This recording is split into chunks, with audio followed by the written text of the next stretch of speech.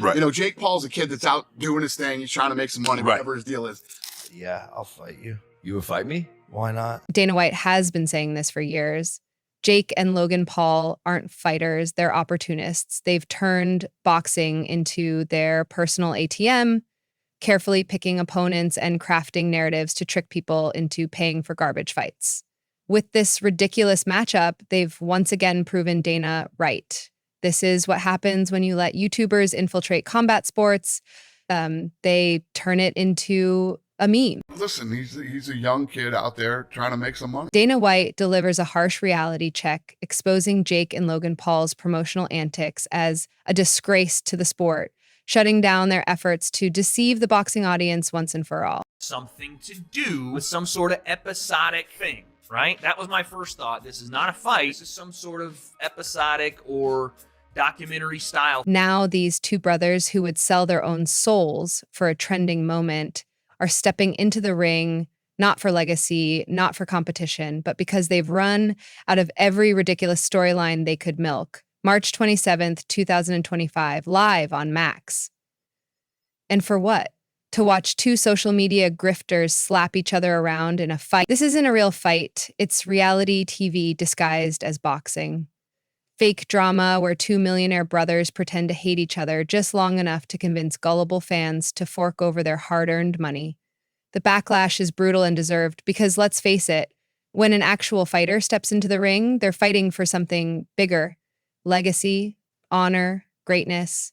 When Jake and Logan do it, they're fighting for clicks, Prime sales, and the next big sponsorship deal. First time I ever met him, I took my son to the first boxing match. I want to say it was Wilder and Fury. And this kid rolls up on me and got like a fucking jacket on with no shirt. And he rolls up to me the first time. I didn't even know who he was.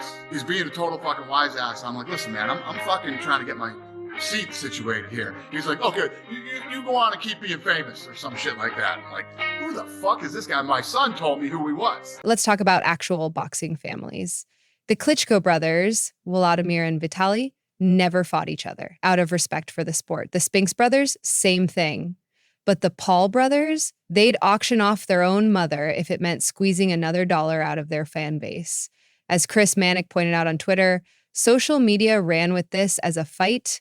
Smart marketing as always by the Pauls, but it was never officially announced as one. Meanwhile, Dana White is having the time of his life ripping these two apart. Honestly, when the biggest promoter in combat sports is calling you out for being frauds, you know you've crossed the line from cringe to full-blown embarrassment. White's been exposing them for years, calling them out for being nothing but glorified con artists pretending to be fighters. And now, with this latest stunt, it's been proven right once again. And I don't... Everybody. Me? Yeah, I'll fight you. You would fight me? Why not? You're tiny. I'm taller than you. You're still tiny. It would suck to be the one that has to deal with, losing, but I wouldn't be the one that would have to deal I have with the that, opposite so. perspective. I feel like ruining my little brother's boxing career would be so bad. Jake Paul walks around acting like he's some boxing prodigy, but let's break down his so-called career. He's 11-1, sounds impressive, right? Until you realize his opponents have mostly been retired MMA fighters with zero boxing experience, social media influencers, and guys old enough to be collecting retirement checks. And that one time he fought an actual boxer, Tommy Fury, he got humbled so bad he had to go back to making YouTube vlogs just to distract from the loss. Now, instead of facing another real boxer, he's fighting his own brother. That's how desperate he is to keep the facade going. The whole thing is a joke, and at this point, it's clear he's more interested in stunts than actually proving himself in the ring. Is completely different than what him and his brother are doing. You know what I mean?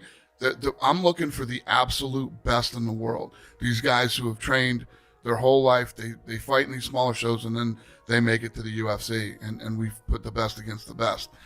It's just not what we do. There's a market for what these guys do. And Logan Paul, the man who has boxed fewer real opponents than he's staged WWE promos, is somehow still clinging to the idea of being a boxer.